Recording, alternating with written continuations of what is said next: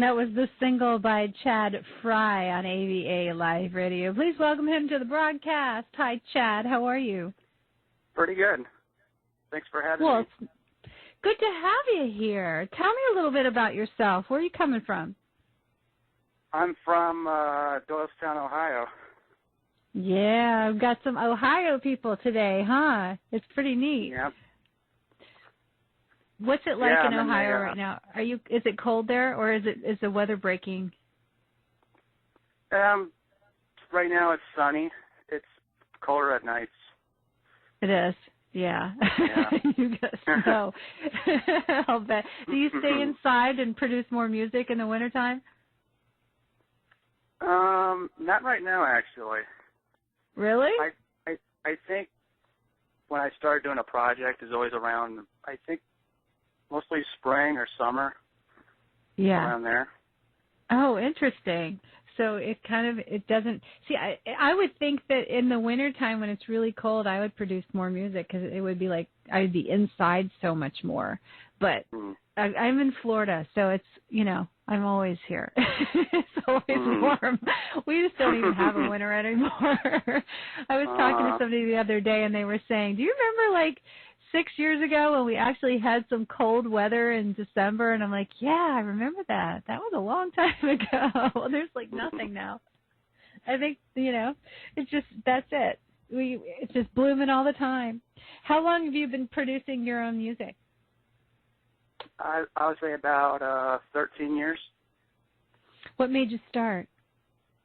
Mostly I used to start off doing home recordings, but I got some advice from who used to do radio that told me I just have to take it into the studio to make them sound better.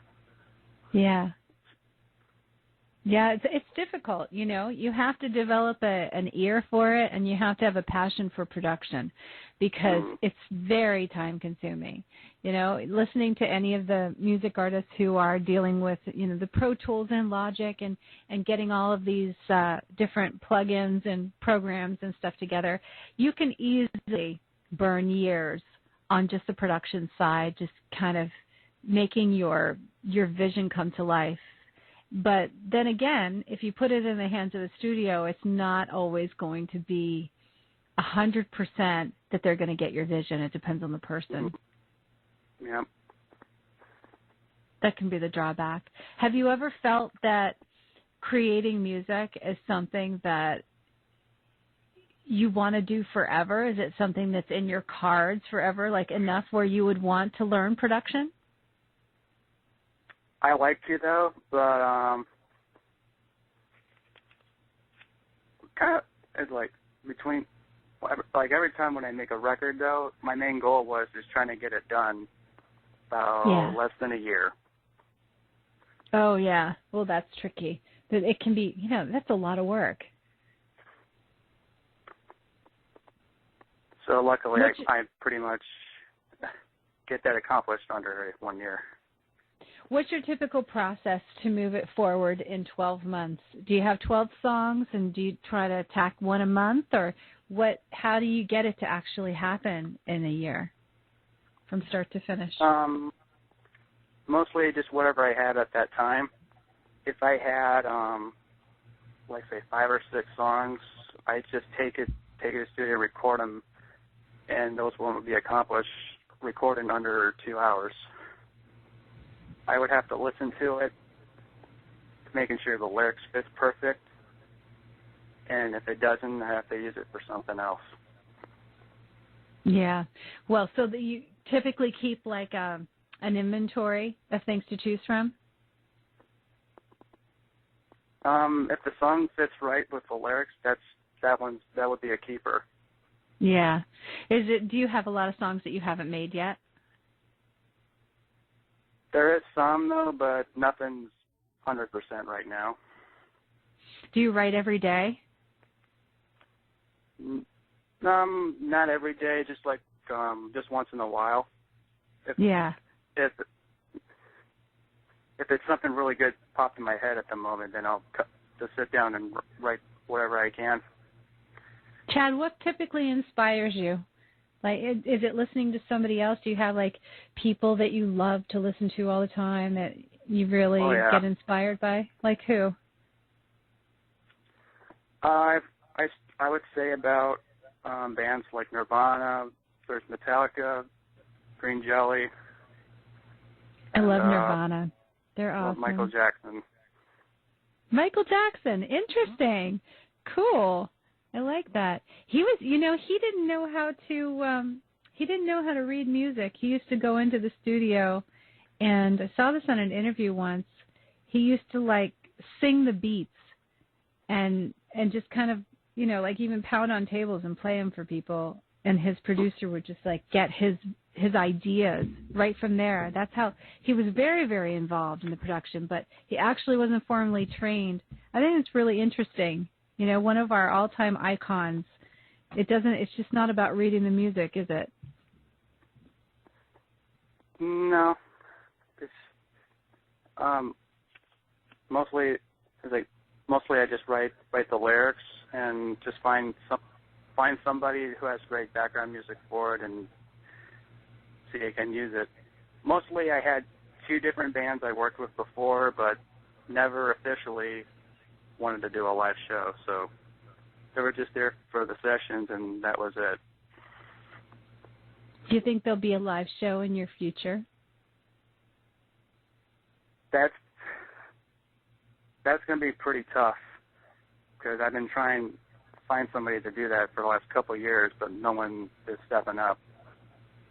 It's difficult, I know, right? It can be really, really difficult. But you have so much also available to you with social media. This is just a great example of the fact that you can produce and release music. You can create music today. There's so much you can do without actually having to play and, manage gigs because they're time consuming to get them arranged, to find, payment for them, to get the band together, rehearsals. There's a lot that goes into that. And I think that although to raise a band and market a band, they have to be seen. They have to have that collective. You can't just stay online.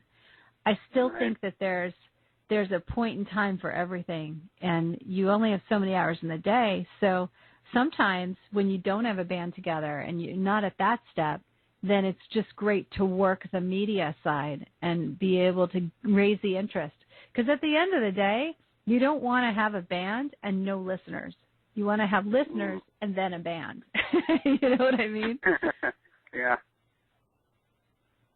So I think that's kind of the direction that a lot of people are thinking. I know a lot of venues think that way. They're always like, well, if you went live on your Facebook page, would anybody see that and come and listen? Like, what value are you bringing us at this point in time? And they've really come at it like, how can you build our social media page by being here? I think that that's valid, I mean, they are the establishment, right? There's a point. They're paying the band. Yeah. And I think the band should be able to bring marketing. And luckily we have the tools to be able to do it. But it just shows such a big mark in change for indie bands today, where I have like UK bands that are still papering neighborhoods. And I think that that's valid. They have to. They've got to get what they're doing in front of people anyway, on the street and on the internet. Oh, yeah. I'm a big fan of papering neighborhoods, though. That's kind of fun. It's not a bad thing. Hey, we're going to be playing in here tonight. Get on in. You just never know. Nirvana was one of my favorites growing up, and they still are. I actually have art on my wall that a friend of mine created. It's a painting of Kurt Cobain, and I love it. It's just one of my most treasured possessions because, Nirvana was very special to me and something that I listened to so much. What was your favorite album? I would say Nevermind. That really? Changed it for me. It did? What did it change for you? I never heard of a rock band before. That was way back when I was a little kid. Then we used to have MTV. Oh, wow. I remember. So at that point, they used to play it a lot. They said in the news that MTV is like obsolete now with YouTube. Do you believe that? Do you think there's no more MTV awards? There probably will be, but just not like what it used to be. Yeah. Well, it has Just to we don't evolve, do doesn't videos it? that much. What do you think of VR? Have you gotten into virtual reality? You know, like the goggles where you can put your phone into them and you can actually be in the space No. and interact. You know what No. they're saying? They're saying soon we're going to be able to be in a room and play a gig for millions of people through VR. In other words, we're going to be there and people are going to be able to feel like they're in the room with us by wearing their phone in goggles.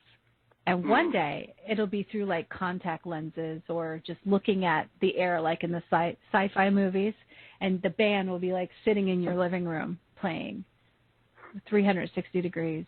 Think about that. It kind of changes the perspective, right? A little bit. It does. I have some friends that are working with a venue. I think it's in Atlanta, in Georgia, and they were one of the first venues to do 360-degree gigs. So you could go there. You can look it up on YouTube. We actually have a playlist on our channel for it. And this is when everybody was so like, oh, my God, there's 360-degree video now. So they would play, and when you look at them on there, it's not like a hologram. It's a little different. If you're on your iPhone or iPad or device, you can shift your position around the room, and that allows you to see around their room while they're playing. So you feel like you're on stage with them, and you're actually able to walk behind them and walk like and see the crowd and, you know, just be in there, you know, in the whole thing. I'm surprised, though, that a lot of artists and a lot of bands didn't embrace it. It was something that came out about 2 years ago, and it was just at the beginning stages. Of course, the equipment was really expensive, right? It was like $700 to build this whole GoPro 5 camera and stitch it together and the whole deal. Now you can do it for like $120. But I still don't see people doing it. It's amazing to me because it's incredible technology, 360-degree video.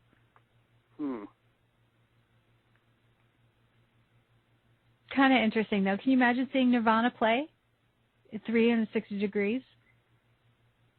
You could, though, but I think at one point I'm not sure if they're planning on doing it or thinking about doing a hologram. But the main thing is, though, it's just not the same. No. Yeah. Well, it's what we got. Yeah. You know, if you're not there, it's what you can have. It's whatever you can have at the time. You know, whatever brings us closer when we can't be as close as, you know, the real thing. So you just never know. I'm always mesmerized by it, though, because it has a direct impact on music and what we're doing as artists. And, you know, when you're talking about an audience of, you know, 500 billion people, and that you now have access to them without having to go through a label, right? Think of that. Just think of what you can actually do as one person.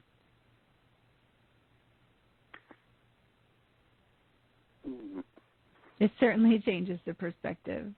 Chad, really, really nice to have you on, though, today for the show. What do you have coming up next? What am I going to hear next from you? I just released an EP past August called Is That the Way to Go? The music was done by Goon on the Track, and just heard of him out of nowhere last year on Craigslist and just hit it off, and all of a sudden, EP was already done less than 6 months. Well, congratulations. I'm sure you're really excited. Thanks. Yeah, you're very welcome. That one actually is a lot more of a pop album than all the other stuff I've done, as in hard rock, punk, and even sometimes metal. Interesting. Well, that's a switch for sure. What made you do that? It was just whatever was available at the time, and just give it a try and see where it goes from there. Interesting. Well, I'm certainly looking forward to hearing the next one for sure. You have a great day, Chad. Thanks for being here with me. Thank you.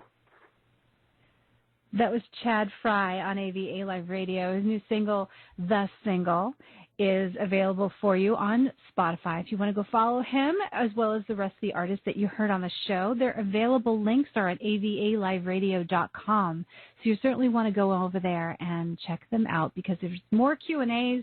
There's Spotify links so you can get them on Spotify, add their songs to your playlist.